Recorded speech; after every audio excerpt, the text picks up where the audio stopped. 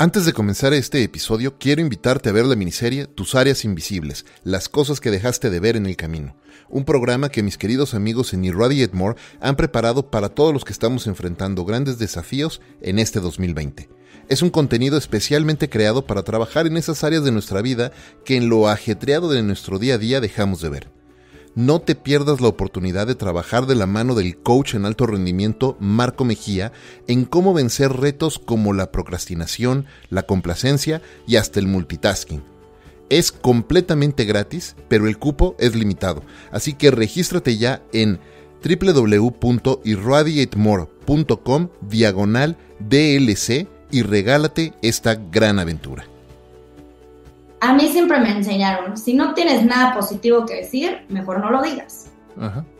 Y entonces yo veo a la gente quejando y sin hacer nada, es como, por favor, no, o sea, si tanto te quejas, haz algo. O sea, si no te gustan las cosas como están, cámbialas. Bienvenidos a Entre Mentores DLC.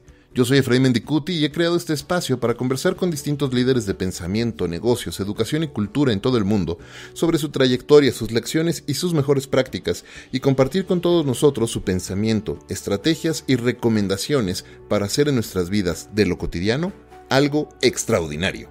Esto es Entre Mentores DLC.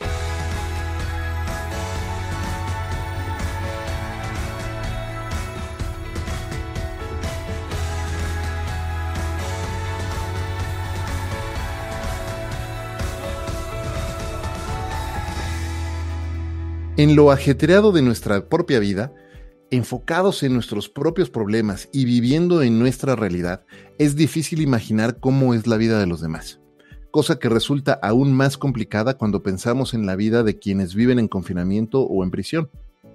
Por los últimos casi 5 años, mi invitada hoy ha trabajado ayudando a miles de mujeres que viven su vida desde prisión, capacitándolas y facilitándoles un medio para que desde ahí puedan formar parte de una empresa que les permita no solo mejorar su calidad de vida en el centro penitenciario donde se encuentran, pero también acercarlas a las artes y a la cultura como medio de expresión y de contribución social. Con más de 10 años de experiencia como abogada y emprendedora, acompáñenme a aprender de la fundadora del increíble proyecto social La Cana, la extraordinaria Raquel Aguirre. Raquel, bienvenida a Entre Mentores DLC. Muchísimas gracias, Efraín. No, bueno, después de esa introducción hasta nerviosa estoy. No, bueno, oye, es que de verdad, decíamos ahorita fuera de micrófonos, yo estoy muy sorprendido y gratamente sorprendido del trabajo que están haciendo. Y hace unas semanas, de hecho, Raquel, tuve el gusto de conocerte a distancia en una sesión en la que nos compartiste en Twitter, en el trabajo, pues esta labor tan especial que están haciendo con La Cana. Y como te decía fuera de micrófonos, no pude esperar mucho para poderte invitar aquí a Entre Mentores DLC y platicar sobre esa labor. Pero antes de hablar de esa extraordinaria labor, empecemos por el principio. ¿Por qué no nos cuentas un poco primero de quién es Raquel y cuáles fueron tus primeros pasos y cómo es que has llegado hasta aquí, hasta este punto en tu carrera y en tu vida también? Bueno, pues yo desde chiquita quise ser abogada, ¿no? Creo que, bueno, antes bombera, astronauta, y después de que ya acabas con todos estos sueños de niños, decidí que lo que quería hacer era abogada. Y mi mamá siempre me dijo como, bueno, pues qué padre, o sea, se imaginaba, Raquel va a estar en una oficina grandota, con sus clientes empresarios y demás. Y de repente yo, no mamá, o sea, si yo estudio derechos para ser penalista, o sea, a mí lo que me gusta es quiero sacar gente inocente de la cárcel. Y mi mamá, bueno, ya cuando conozcas las cárceles vas a ver que no va por ahí. Entonces, pues empecé la carrera de Derecho. Efectivamente, todo el mundo me decía, mira, penal es muy bonito en la práctica, pero en el momento que pises un reclusorio o un juzgado, pues seguramente vas a salir corriendo porque no es lo que te imaginas. Y entonces pues empecé la carrera. Me acuerdo que el deal que hice con mis papás, el acuerdo que llegué con mis papás fue, intenta algo tranquilo durante 1 año y si no te gusta eso tranquilo, ya te vas a penal. Pues me metí a un despacho de propiedad industrial, que pues habrá mucha gente que se le hace muy interesante y que le guste mucho, que se dedican a marcas y patentes, pero la verdad es que a mí pues me sirvió mucho como primer contacto a la vida profesional, sobre todo de derecho, pero pues a los 6 meses yo decía, ¿cómo voy a hacerle para aguantar otros 6 meses aquí? Entonces a los 6 meses empecé a buscar trabajo en penal y en eso me dice una maestra de la universidad, oye, pues hay una vacante en tal despacho, apliqué, me quedé, ni siquiera le dije a mis papás porque dije, pues el deal no era ese, pero pues mejor me callo 6 meses de a ver qué pasa. Y ya estando en penal, me acuerdo que pues empezó la fascinación mía por el derecho penal. En una de las clases nos llevan a la cárcel, una de las materias en derecho procesal penal. El maestro nos dice, pues vamos a ir a uno de los reclusorios a dar asesoría jurídica y a tener una actividad recreativa con las internas, con las mujeres, y vamos a la sección femenil. Y pues yo fascinada, ¿no? Entonces llegamos al reclusorio de Barrientos, que es el primer contacto que yo tuve con la población penitenciaria, y pues traumada, porque por un lado era esta emoción, morbo, porque pues al final creo que es inconsciente que una cárcel te genere morbo, ¿no? Yo sé que no está bien, pero pues era, ¿cómo serán? ¿Lo de la tele será verdad? O será peor. Entonces, por un lado muy nerviosa, por el otro lado como con cierto morbo, pero al mismo tiempo muy emocionada, porque al final yo sabía que a eso me quería dedicar. Entonces, si esta visita salía bien, pues yo iba a poder ser penalista y tenía la sangre para hacerlo, o si esta visita me traumaba, pues tenían que cambiar el rumbo de mi vida. Y pues te digo que llego a esta visita y en el camión nos iban diciendo como, no pueden meter celular, no pueden meter efectivo, quítense, si traen tenis con agujetas, pues quítenselas, los que traigan sudadera con gorritos, se la tienen que quitar. Desde antes nos habían dicho los colores de los que podíamos ir vestidos, o sea, como muchas reglas.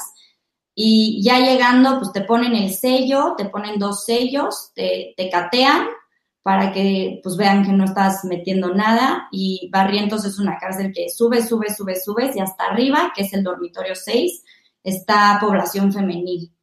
Y me acuerdo que yo decía, pues nosotros qué les vamos a decir a las mujeres que están ahí y que quieren una asesoría cuando voy en segundo semestre, no sé nada, o sea, ¿qué les voy a contestar? Y el maestro nos decía, ni se preocupen, que más que una asesoría van a querer contarles toda su vida. Y pues así fue. Llegamos a la sección femenil, al principio como que nos veían como, ¿y ustedes qué hacen aquí? Empezamos a platicar, te das cuenta que efectivamente lo que más quieren es desahogarse, o sea, ni siquiera era tanto de, oye, mi asunto, mi caso, no, era más fíjate que yo aquí no tengo visita y ya me abandonaron, y todas las carencias que se puedan imaginar, pues nos las estaban contando a nosotros. Obviamente después de esta visita salí, las que hoy en día son mis socias y yo, traumadas, porque dijimos, si nuestra idea era tener una fundación para dar asesoría jurídica en pueblos indígenas, yo creo que ya que conocimos una cárcel, creo que tenemos que enfocar todas nuestras energías a hacer algo por estas mujeres. O sea, no podemos dejar que después de vivir esto nos hagamos de la vista gorda y como si nada hubiera pasado. Y pues así es como empieza toda esta aventura de la cana. Oye, una cosa que platicaste cuando nos acompañaste a dar la plática hace unas semanas, y ahorita mencionabas un poco el tema del abandono, ¿no? De las internas, y platicabas que la proporción de el porcentaje de abandono a hombres internos y a mujeres internas es desproporcional totalmente. Es un fenómeno de verdad impresionante, porque ese mismo día que nosotros fuimos era día de visita. Y se forma la visita para que con su Cardex y con la comida que trae van pasando poco a poco, porque pues tienen que pasar por aduana, lo que significa que tienen que revisarles todo lo que traen para dejarles a la persona que van a visitar, porque pues les llevan comida, jabón, a veces ropa. Y me acuerdo que la fila, o sea, yo le pregunté a uno de los custodios como, oye, ¿por qué hay 2 filas y por qué una es tan larga y la otra tan chiquita? O sea, la larga, cuando nosotros entrábamos, daba la vuelta a todo el reclusorio. Y la cortita eran 10, 15 personas cuando mucho. Y me decían, es que esta es la de hombres y esta es la de mujeres. y pues después de toda esta experiencia y demás, investigamos y al final el promedio para que la familia abandone a una mujer en la cárcel es de entre 1 y 2 meses, porque es doble estigma para la mujer, o sea, es el hecho de que es una delincuente, o sea, es el crimen que cometió, y 2, por el hecho de ser mujer, porque ¿cómo va a ser que una mujer que está vista para que cuide a sus hijos y al hogar haya cometido un crimen? Entonces los hombres y demás pues las dejan de visitar, y además el costo que significa para muchas personas el ir a visitar a alguien en la cárcel pues es altísimo. Entonces las mujeres pues al final del día son abandonadas mucho más rápido, porque para los hombres la mujer ahí sigue, y la mujer le lleva a los hijos, y la mujer le lleva de comer, y se arregla, ¿no? O sea, sin una explicación para ir a ver al hombre, o va la mamá o la hermana, pero al final a las mujeres el esposo las abandona luego, y la familia, más que por un tema de ser mujer, y obviamente este tema del doble estigma, es por el tema de que también representa un costo altísimo ir a visitar a los familiares. Ya que estamos platicando de todo esto, me encantaría que platicaras cómo fue que comenzaste la labor de la cana, porque bueno, ahorita nos platicabas, ya estabas ahí con las que hoy son tus socias, y por lo que mencionaste, tuvieron en algún momento la intención de hacer una fundación para ayudar a la población indígena, pero después de esta visita, esa intención cambia y deciden hacer o crear una iniciativa para ayudar a esta población en particular. ¿Cómo nace la idea y qué pensaron y qué empezaron a hacer?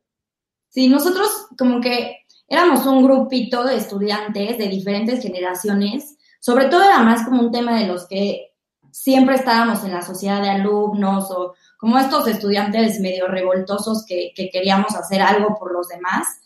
Y me acuerdo que uno de los programas de la universidad era ir a dar asesoría a pueblos indígenas. Y yo estaba inscrita en ese programa y nos llevaban, y a mí se me hacía la cosa más aburrida que podía hacer. O sea, yo decía, si esto quiero hacer yo como asociación de mi proyecto, yo decía, pues le tengo que poner algo adicional que me apasione, porque pues llegar a sentarme en una banquita y esperar a que la gente venga a ver si se quiere divorciar o no, o si quiere hacer su testamento, pues para mí no era lo suficientemente apasionante. O sea, es muy necesario, pero al final no representaba una pasión para mí. Y para mis socias me decían, no, sí está padrísimo, ahorita que no sabemos tanto, pues no, es medio aburrido, pero al rato se va a poner padre. Y yo, bueno, pues está bien. Y cuando vamos a la cárcel, que vemos todas estas carencias y la falta de programas y oportunidades, pues actividades productivas dentro de prisión, y salimos, la verdad es que entre traumadas, emocionadas, porque además, si alguno de ustedes ha tenido la oportunidad de ir a la cárcel, no me dejarán mentir que llegan con la energía, o sea, full, porque pues sabes que vas a dar, y sales drenado de energía. O sea, sí se requiere de cierta fortaleza para estar yendo constantemente a las cárceles, ¿no? Entonces, por un lado, nosotros decíamos, estas mujeres necesitan algo de nosotros, o sea, nosotros les podemos dar algo, que es ese algo.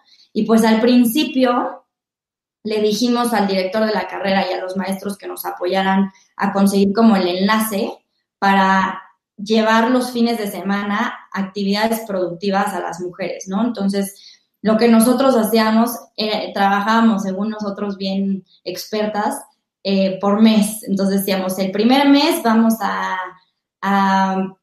hablar de la generosidad. Entonces, un sábado les llevamos una película que tuviera que ver con algo muy generoso. Y luego el segundo, a lo mejor alguien que les platicara de cómo es la generosidad y en qué se traduce y cómo pueden ser generosas entre ellas. El tercer fin de semana, pues no sé, alguna otra actividad que tuviera que ver, y así.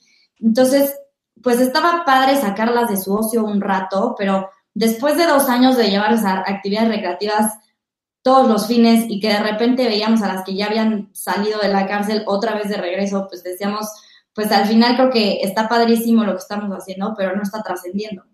Necesitamos explorar otras áreas para que realmente funcione y creemos un sistema en donde se reinserten en la sociedad, porque al final lo que a nosotros nos interesaba es que una vez afuera no volvieran a delinquir. no tanto que se entretuvieran adentro. Claro. Y Oye, entonces, ajá. no, adelante. No, y de ahí, pues, lo que decidimos fue, hay una parte del sistema penitenciario, un área que se llama industria penitenciaria, y es toda la que se encarga de la capacitación laboral y del empleo. Y esto se hace a través del gobierno y del sector privado. Entonces, está abierto para que empresarios vayan a la cárcel a dar empleo. Y el problema es que como está hoy en día, como está muy mal regulado esto de la industria penitenciaria, pues obviamente se confunde con mano de obra barata y explotación. Entonces, cuando nosotros nos enteramos que nosotros podíamos darle empleo a estas mujeres, decidimos entonces sí ahora formar pues algo un poco más serio y explorar que si ellas aprendían a tejer, porque escogimos tejido porque es muy fácil, algunas ya sabían, no necesitas mucho espacio, porque obviamente pues te tienes que adaptar a los espacios del reclusorio. Y una vez que empezamos con el tejido y que veíamos si a ellas les iba a interesar o no, porque aparte aquí lo interesante era no solo aprende oficio, yo te voy a dar dinero, porque adentro de la cárcel todo cuesta, o sea, cuesta, aunque se escuche ridículo, o sea, desde la comida, desde el agua, un espacio para dormir, seguridad para que no las torturen, o sea, por más increíble que se escuche, todo cuesta. Entonces nosotros decíamos como, en la medida que ellas tengan un ingreso adentro de la cárcel, pues les va a ayudar para sobrevivir adentro de la cárcel y en muchos casos para que les manden a su familia. Entonces decidimos explorar lo que es la industria penitenciaria y ahí es cuando entonces sí realmente empieza la cana. Porque antes se puede decir que estábamos aprendiendo a convivir con la población penitenciaria más allá de tener un programa formal y estructurado. Oye, hay dos cosas en las que quisiera hacer doble clic antes de compartir exactamente qué es lo que están haciendo hoy con la cana y cómo empezaron con todo este tema de tejido. Pero acabas de mencionar el tema de que todo cuesta dentro de la cárcel. Sí. ¿No? Y uno pensaría, bueno, pues están dependiendo totalmente, son dependencias totalmente controladas, administradas por el gobierno, pues deberían de estar por lo menos con los mínimos estándares de dignidad dentro de estos lugares, ¿no? Para los internos, por un lado. Y por el otro lado, el tema de la industria penitenciaria, donde hablas de cómo muchas empresas pueden confundir esto con mano de obra barata. Y algo que a mí me llamó mucho la atención ese día que nos estabas platicando es lo bajo que les pueden llegar a pagar.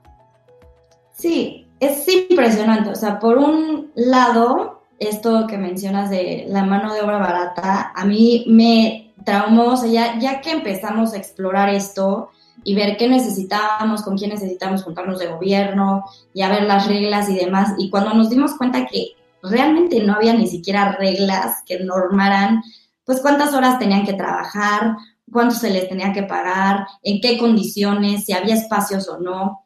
Y o sea, nos encontramos con casos que al final para nosotros era increíble que eso fuera real, ¿no? O sea, hay una persona que gracias a Dios ya no puede laborar en las cárceles, pero que estuvo pues como 10 años.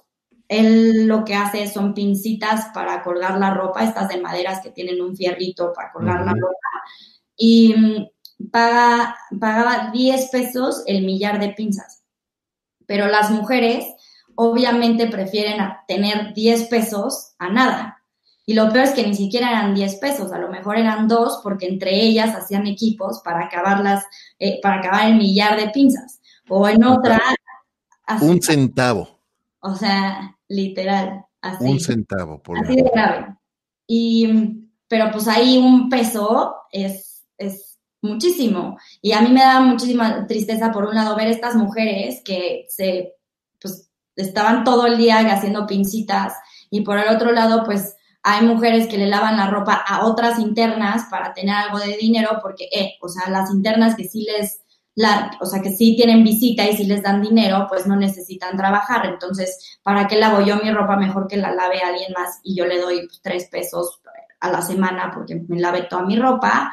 Y o sea, hay un autoempleo muy grave, hay estos casos de las pinzas que obviamente es una explotación horrible, hay otros casos, por poner ejemplos, en donde hacían figuras de foamy, y ahí no es tanto el problema del empresario que lleva el trabajo, porque la verdad es que no es malo, sino las condiciones del taller, ¿no? O sea, era un espacio muy reducido, trabajan con resistol muy fuerte, o sea, con olor muy fuerte, no hay ventilación, un calor impresionante que, o sea, yo entraba a ese salón y salía, o sea, 5 minutos y salía con un dolor de cabeza espantoso y hasta mareada de que te sientes medio drogada por el olor, y ellas pasan horas ahí. Entonces, era como, o sea, si el gobierno y la ley está diseñado para que el espacio sea lo más parecido a un trabajo afuera, ¿cómo es posible que sean esos los salarios, que sean esas las condiciones del lugar de trabajo? O sea, era para nosotros algo, o sea, inaceptable.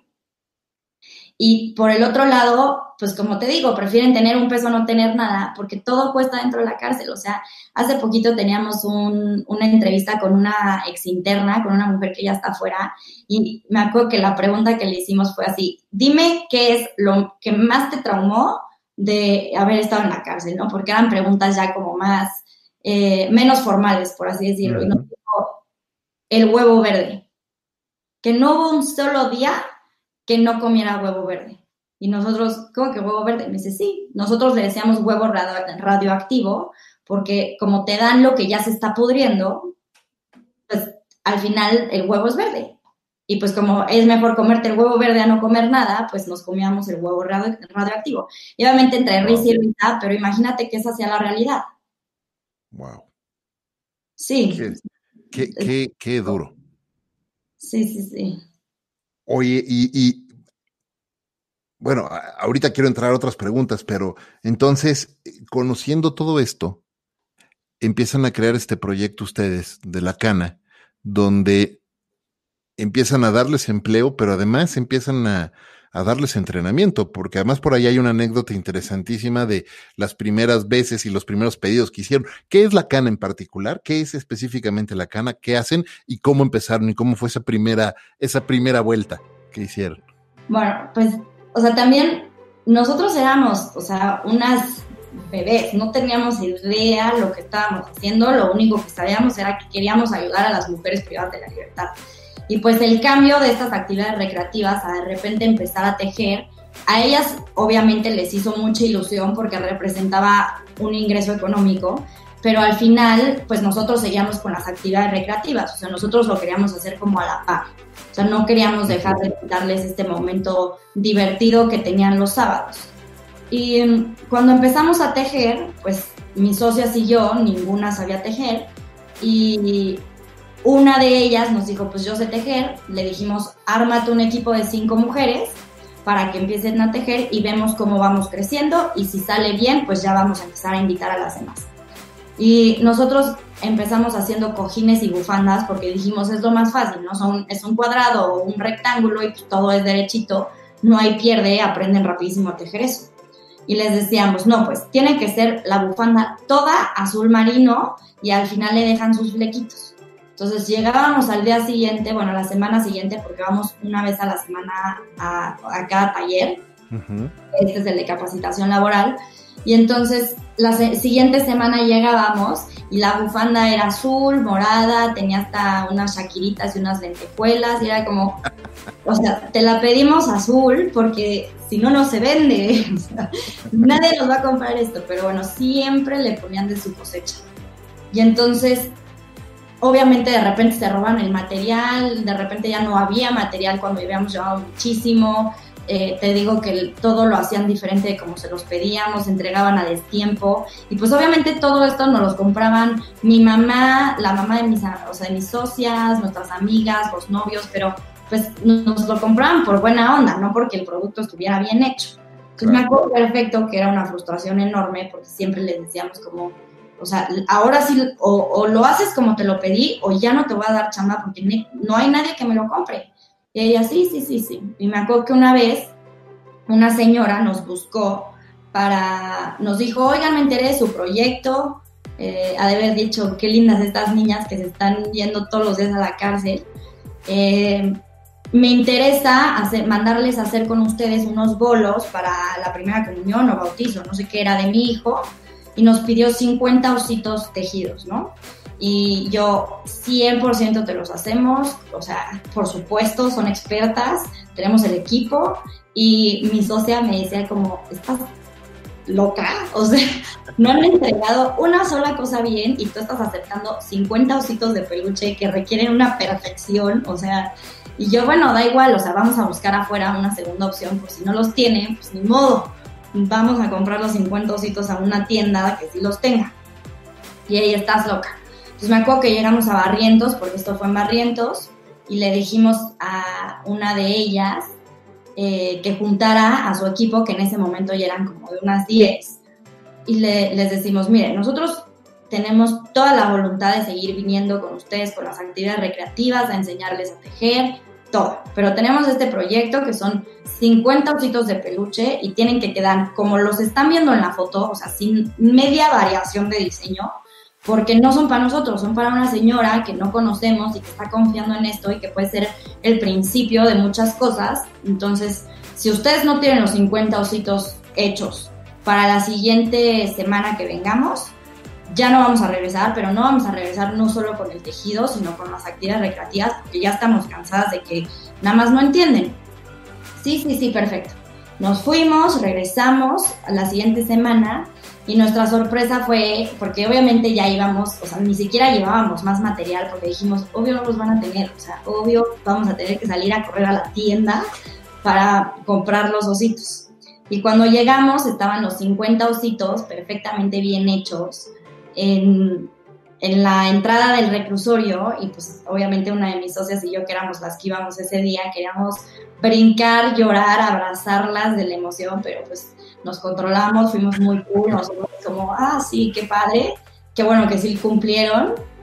Y bueno, y cuando íbamos de salida, siempre digo que ese día nace la cana, porque como que después de, o sea, de vivir pues 2 años llevándoles actividades recreativas y luego ya llevábamos meses tratando de que tejieran y que hicieran lo que nosotros les pedíamos y que nada más no lo lograban, pues como que ese punto de trabajo en equipo, porque eran 50, solo eran 10, estaban aprendiendo, o sea, todo el trabajo de equipo que significó el compromiso, o sea, el hecho de que sí estuvieran fue como, sí se puede, o sea, sí podemos confiar en ellas porque ellas están confiando en nosotros. Y bueno, ya cuando íbamos de salida del reclusorio, la encargada del taller en ese momento nos dice como, oigan, ¿y no traen relleno?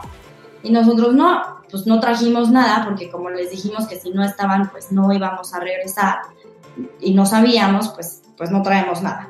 ¿Pero por qué o qué? Y me dice, lo que pasa es que justo como nos dijeron que si no teníamos los ositos ustedes no regresaban, sacamos el relleno de nuestras almohadas para rellenar los ositos y que todos estuvieran perfectos. Wow.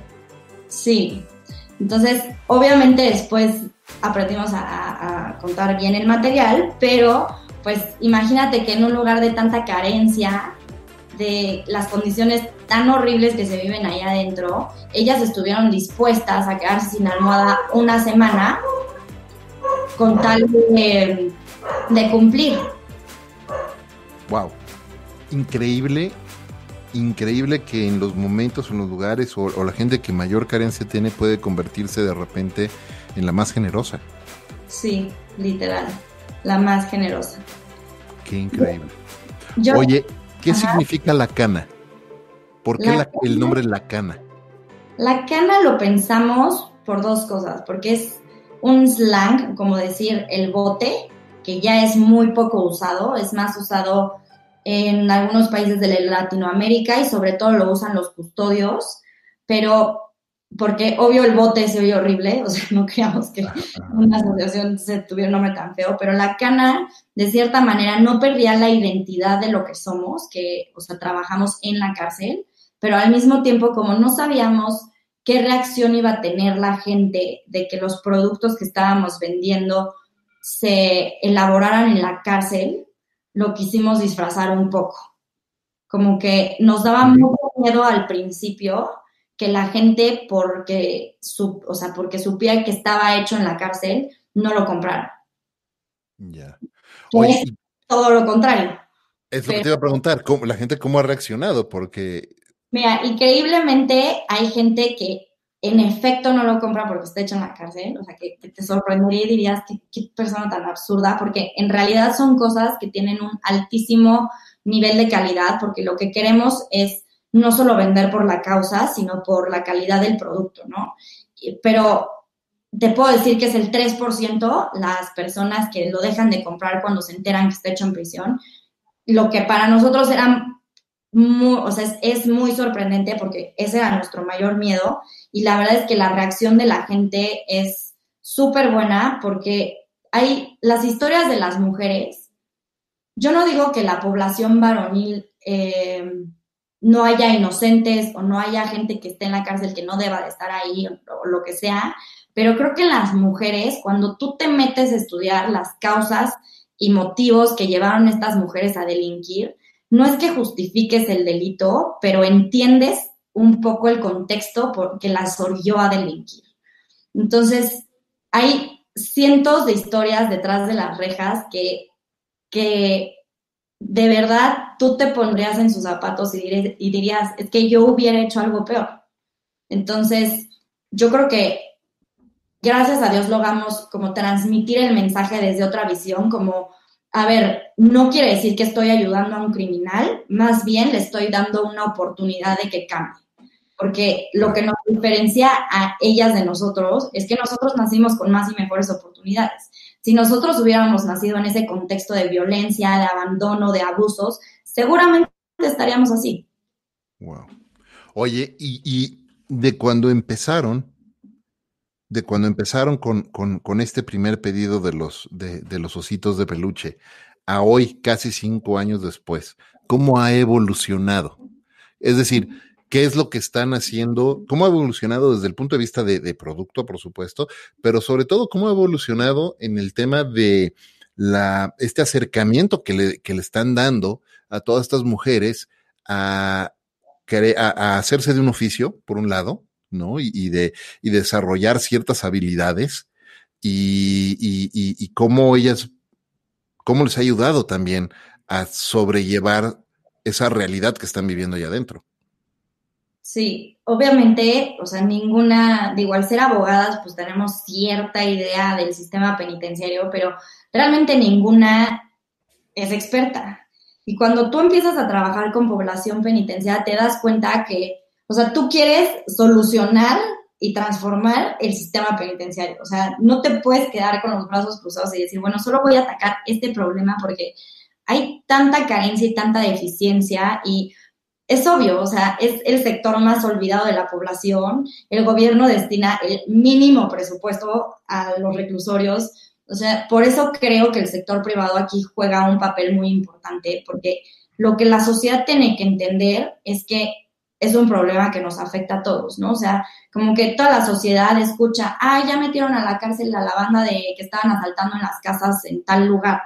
Y bravo para que los agarraron, pero al final nadie se pregunta ¿y qué pasa una vez que están adentro? ¿Y qué pasa una vez aún peor cuando salen? Entonces, Claro. nosotros lo que hicimos fue, por un lado, el tema de la capacitación laboral, definitivamente cambiamos de las cobijas, cojines y bufandas a peluches, porque para ellas era mucho más divertido tejer un animalito que tejer en cuadro. Entonces, ellas nos dijeron como, por favor, yo quiero hacer animalitos. Todas querían hacer animalitos. Y al final nos dimos cuenta que los productos para bebé tenían pues mucho más éxito, o sea, se comercializaban mucho más rápido que las bufandas y cojines, que pues, salía uno o dos, o a lo mejor ya teníamos un pedido, pero los peluches, o sea, el que hacíamos se nos vendía. Y obviamente empezamos con unas cosas horrorosas que siempre me río porque digo, el novio de una de mis amigas tiene uno y yo digo, ¿cómo se lo vendimos? O sea, ¿con qué pantalones nos atrevemos a vender esa cosa tan horrible? Pero bueno, obvio, ya que pasó por los 50 ositos, contratamos una maestra de tejido que les enseñara formalmente las técnicas que tenían que usar. Lo empezamos a replicar en otros reclusorios, o sea, empezamos en 1, ahorita ya estamos en 4, y también lo o sea, no solo es tejido, metimos bordado, metimos tramado textil, macramé, o sea, ampliamos muchísima, pues, los productos que podemos hacer y sobre todo porque no es nada más lo que hace la marca La Cana, sino si hay alguna otra empresa que quiere que nosotros le maquilemos sus productos, le hagamos sus bordados, si tiene algo de macramé la ropa, bolsas, lo que sea, el punto es darles chamba a las mujeres. Entonces, entre más aliados tengamos, mejor. Entonces, si el aliado nos dice, no, pues quiero que me bordes 50 ojitos, pues vemos en qué reclusorio están bordando mejor y ahí les damos el trabajo. Entonces, hemos crecido mucho, no solo por lo que nosotros hacemos, sino por los aliados que tenemos. Y nos dimos cuenta que, pues, al final la capacitación laboral y el empleo es muy importante y sin duda yo creo que es de los pilares para una reinserción social, pero no puede quedarse nada más en el ingreso económico.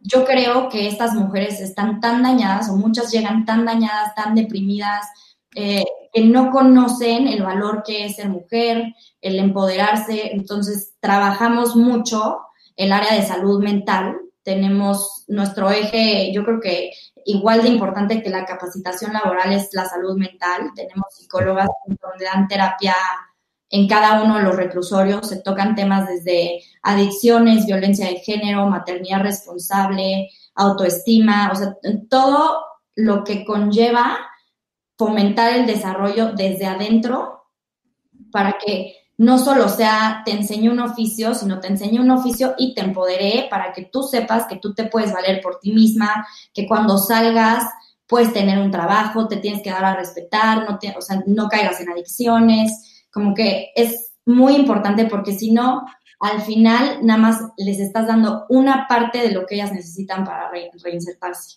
Claro, oye, y qué importante, porque además, digo, después de pasar el tiempo que sea que pasen allá adentro, ese tema de reinserción social y de volver a integrarse en una sociedad que a lo mejor no les está dando grandes oportunidades por el antecedente penal que pueden tener, debe ser súper difícil.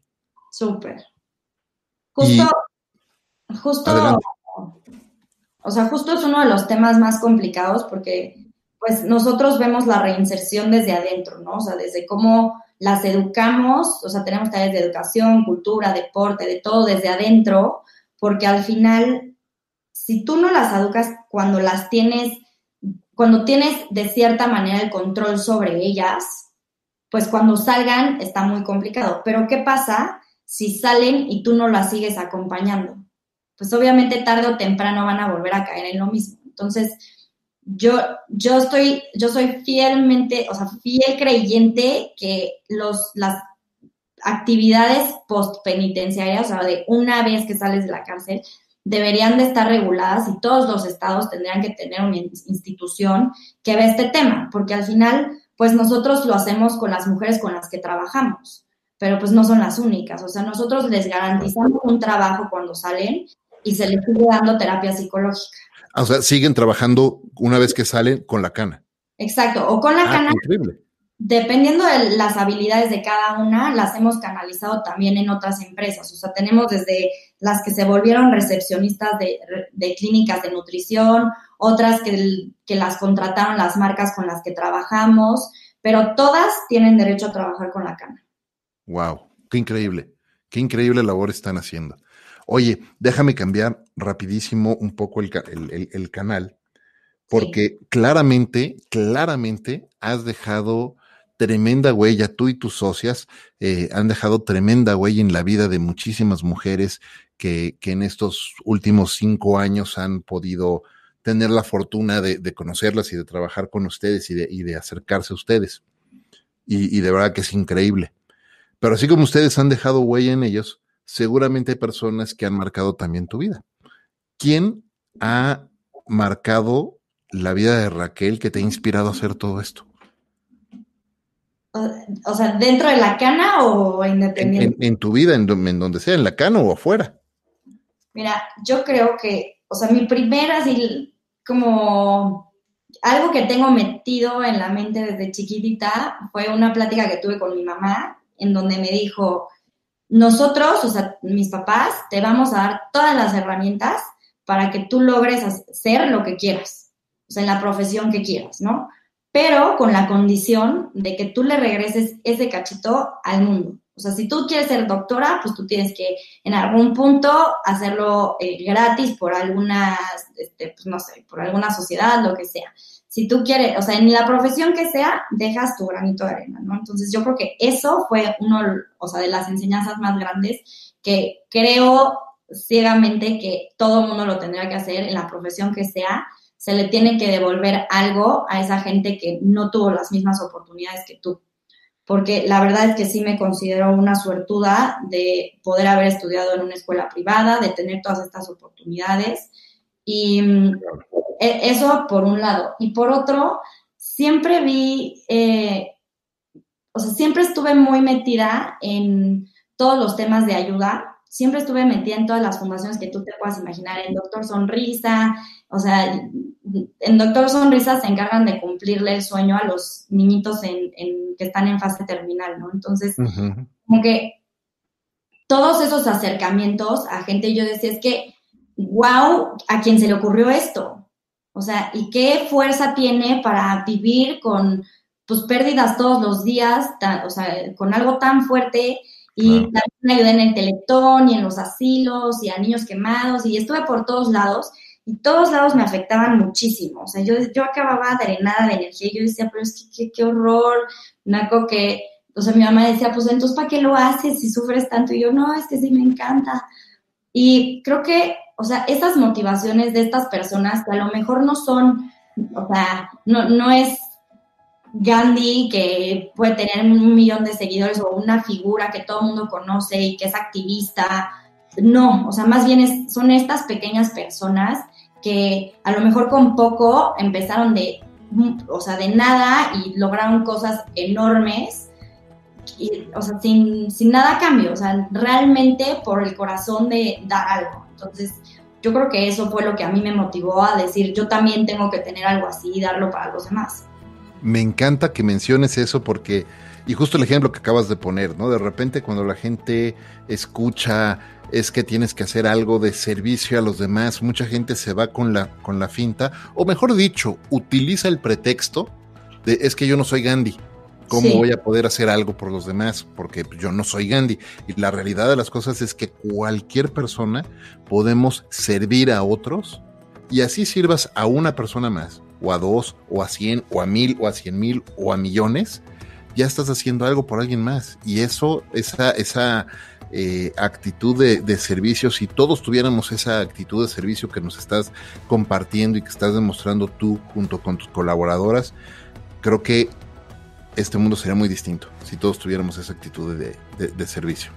Justo, yo creo que todo el mundo está muy acostumbrado a quejarse y quejarse y quejarse de todos los problemas que hay en nuestro país o en el mundo y nadie hace nada, ya sabes, o sea, como que a mí siempre me enseñaron, si no tienes nada positivo que decir, mejor no lo digas. Ajá.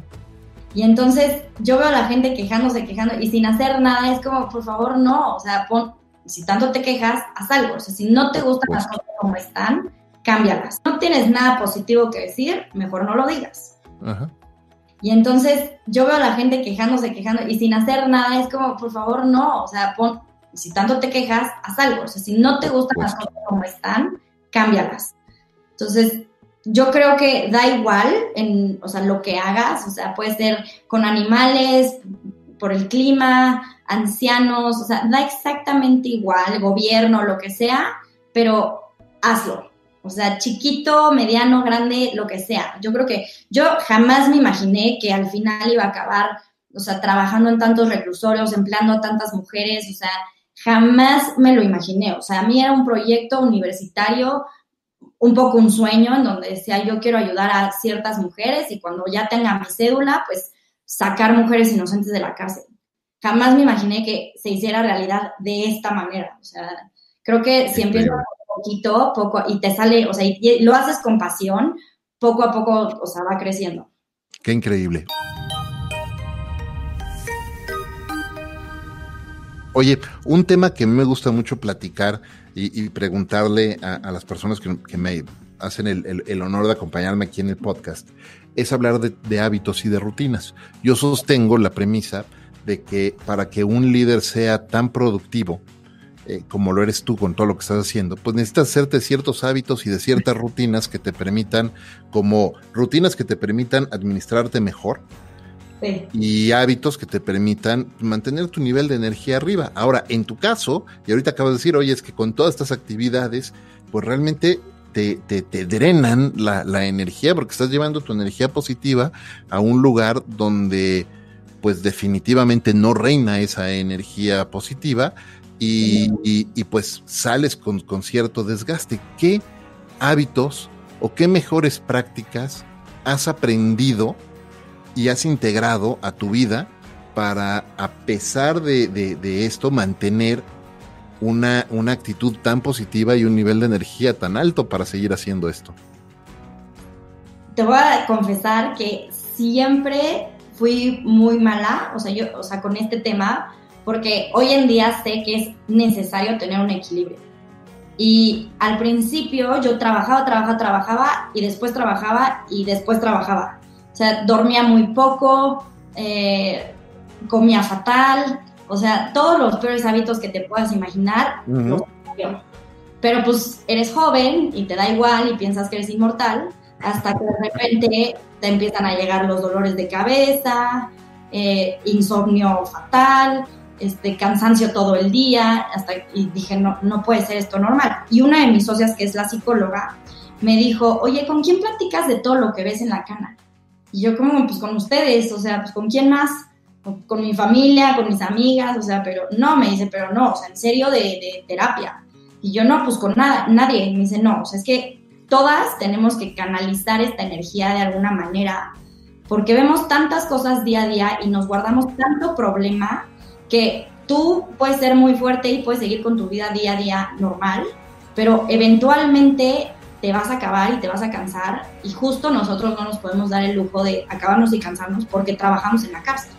Entonces, el primer hábito bueno que puse en mi vida fue dormir más, empezar a hacer ejercicio y comer a horas decentes, porque yo podía pasar, o sea, muchísimo tiempo y comía hasta las 6 y hasta el día siguiente volvía a comer, ¿no? Y platicarlo con alguien. O sea, siempre creo que, obviamente, esto de la terapia creo que es una moda de ahorita, o sea, se puso más de moda ahorita, y no es que fomente yo que todo el mundo tenga que tener un terapeuta y demás, pero yo necesitaba sacar todas esas historias que me tragaba todos los días de decepción, de casos horribles, o sea, porque además, pues, en penal son casos que los que llevo son sumamente violentos, entonces wow, son historias muy, muy fuertes que yo me tragaba y ni siquiera se las contaba a mis socias. Mis socios no son penalistas, o sea, mis socias, tengo una abogada, pero se encarga de la incidencia en política pública, y otra que se encarga de derechos humanos, pero nadie quiere ver el morbo que yo veo, entonces como que yo todo me lo tragaba, y dije, pues sí lo tengo que canalizar con algo, con alguien, y creo que es muy importante saber que obviamente tu trabajo es tu pasión y tu fuente de ingreso y todo lo que tú quieras, pero al final del día necesitas poner un equilibrio con tu familia, con algo que te guste a ti. O sea, a mí me dijeron, ponte 3 horas a la semana de algo que te guste a ti, que no tenga que ver con tu trabajo. Entonces, o sea, desde tonterías como voy a salir a caminar al parque 1 hora, o sea, lo que sea un momento en donde no estés pensando en el amparo, en la mujer, en el programa de salud mental, en nada, o sea, que te vas al parque a pensar en qué bonito está el perro, lo que sea, como que creo que el cuidarte a ti es muy importante para entonces poderte dar a los demás. Qué importante, la teoría de la máscara de oxígeno, ¿no? Sí. Pero tienes que poner primero tú antes de ayudar a los demás a ponerse la suya. Oye, me encanta lo que nos estás compartiendo y todavía tengo algunas preguntas, pero quiero ser muy respetuoso de tu tiempo. Y entonces, antes de irnos a la pregunta final, okay, ¿dónde las personas que nos están escuchando pueden conectar con Raquel, aprender más de lo que estás haciendo, y también, sobre todo, dónde pueden conectar con La Cana, dónde podemos conocer? Yo ahorita estaba viendo la tienda, ¿dónde podemos comprar estos peluches y todo lo que están haciendo en La Cana, y cómo conectar si alguien quiere acercarse con ustedes y colaborar de alguna manera, cómo conectar y cómo podríamos colaborar con ustedes. Pues la verdad es que todos los voluntarios son bienvenidos. Como les dije, la cárcel no es para todos, entonces tenemos voluntariado afuera de la cárcel, adentro de la cárcel, o sea, de todo tipo, ¿no? Por poner ejemplos, para recaudar cosas de higiene personal que les llevamos en Navidad a las mujeres, para hacer colectas de libros, de material didáctico, o las personas que sí nos quieren acompañar a la cárcel para los eventos grandes, que serían, por ejemplo, el Día de las Madres, Navidad, Día de Muertos, o aquellos ya especialistas que nos dicen, oye, yo soy psicóloga, me gustaría impartir este taller, se canaliza con el área de psicología, se analiza el taller que se quiere impartir, y en dado caso de que sea compatible con nuestros principios y valores, hacemos que se obtenga un permiso y lo da. Entonces, para eso, en la página hay una sección de voluntariado. La página de internet es www.lacana.mx. Ahí hay una sección de voluntariado, se llena un formulario que básicamente es para saber más o menos a qué te dedicas, qué te gustaría hacer, y entonces hacia dónde te canalizamos. Y pues para donaciones se aceptan en dinero y en especie. En dinero pues está el link en la misma página, y en especie casi todo lo que recibimos es material didáctico, estambre, tela y cosas de higiene personal. Esas son las cosas como más comunes. Ya cuando se hace algo como un maniquí o algo así como muy raro, pues los publicamos en nuestras redes, que son @lacanamx, en Twitter, Facebook y también en Instagram.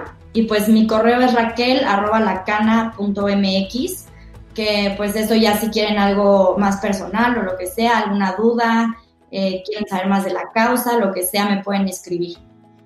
Oye, y ojalá visiten, los que nos están escuchando, se metan a lacana.mx, de verdad, la tienda, además puedes comprarlo en línea por lo que estoy viendo, sí. y tienen unos peluches súper bonitos. ¿Quién les puso el nombre? Yo estoy viendo ahorita a Oli el Pato.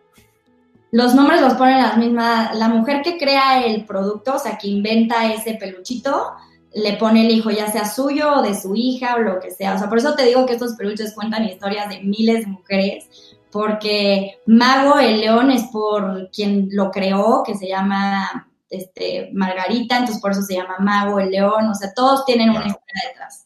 Y no solo en la página, sino tenemos una isla en Santa Fe, que es porque mucha gente quiere ver el peluche presencial.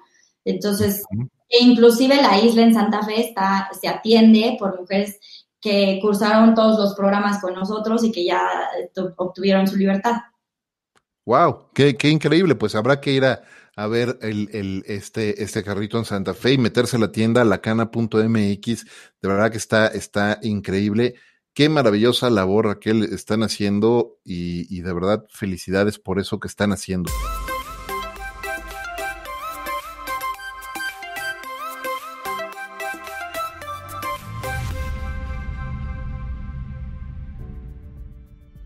La premisa principal de este podcast es compartir cómo líderes como tú hacen en sus vidas de lo cotidiano algo extraordinario. Así es que te pregunto, con todo lo extraordinario que ya estás haciendo, ¿qué es para Raquel y cómo hace Raquel de lo cotidiano algo extraordinario? Justo creo que las pequeñas acciones hacen el cambio, ¿no? Desde tener una buena actitud, una sonrisa, o sea, de verdad que en la cárcel es algo que veo todos los días, que las mujeres nos dicen, es que nos cambian el día con tan solo venir, así no dijeran nada, sino porque llegan sonriendo, no tienen, o sea, es un amor tan como, es un amor que no pretende recibir nada a cambio. Entonces, yo creo que lo extraordinario salen de las cositas más pequeñas que tú ni cuenta te das, ¿no? Entonces, yo siempre digo, yo quiero ser un ser de luz. O sea, yo quiero darle energía a la gente, no quitársela. Entonces, para mí se empieza por ser una persona positiva, por tener comentarios buenos que decir, por estar con una sonrisa. Obviamente les digo, claro que me pongo de mal humor, claro que me despierto de mal humor sin ni siquiera tener un pretexto, pero en ti está el cambio, ¿no? Entonces empieza por las cosas chiquitas. Creo que eso hace que la energía positiva empiece a fluir en tu entorno. Entonces así se empiezan las cosas extraordinarias. Y como les dije, yo nunca me imaginé que fuera a ser esto la cana. O sea, yo empecé a tejer con una, y porque quería ayudar en un reclusorio y vender tonterías. Y ahora ya tengo una empresa que genera miles de productos al mes y que le da empleo a más de 200 mujeres en prisión. Entonces, empieza por poquito, pero empiézalo con todas las ganas y toda la pasión que puedas para que entonces sí se convierta en algo extraordinario. Wow, me encanta, te felicito de verdad y te agradezco muchísimo que hayas pasado este rato compartiendo con nosotros aquí en Entre Mentores DLC. Antes de despedirnos, quiero hacerte un reconocimiento por el extraordinario, increíble trabajo que estás haciendo y que están haciendo tú y tus socios con La Cana. De verdad que hacen falta muchos más proyectos como este en nuestro país y en el mundo. Gracias por ponernos el ejemplo, por predicar con el ejemplo también. De verdad, me quito el sombrero. Muchas gracias y muchas felicidades por lo que están haciendo. Muchas gracias a ti por invitarme y por compartir pues lo que hacemos, ¿no? Porque al final lo que más nos ayuda a nosotros es que la gente se entere de lo que viven las mujeres en la cárcel, no solo las mujeres, también los hombres, pero que pues es un mundo al que hay que ponerle atención y sobre todo que cualquier persona que se quiera sumar, pues más que bienvenida. Totalmente, y de verdad los que nos están escuchando, ojalá puedan conectarse ahora mismo a lacana.mx y ver todos los detalles y sumarse a esta increíble labor. De nuevo, Raquel, muchísimas gracias y muchísimas gracias a todos los que nos están escuchando hoy Entre Mentores DLC. Recuerden, este es un programa semanal, así es que si no lo han hecho ya, suscríbanse al mismo y compartan este y todos los episodios de Entre Mentores DLC, porque estoy seguro de que entre sus amigos, familiares y colegas hay por lo menos una persona que se puede beneficiar muchísimo de los consejos y el ejemplo que grandes líderes como Raquel hoy nos están compartiendo. Yo soy Efraín Mendicuti y esto es Entre Mentores DLC.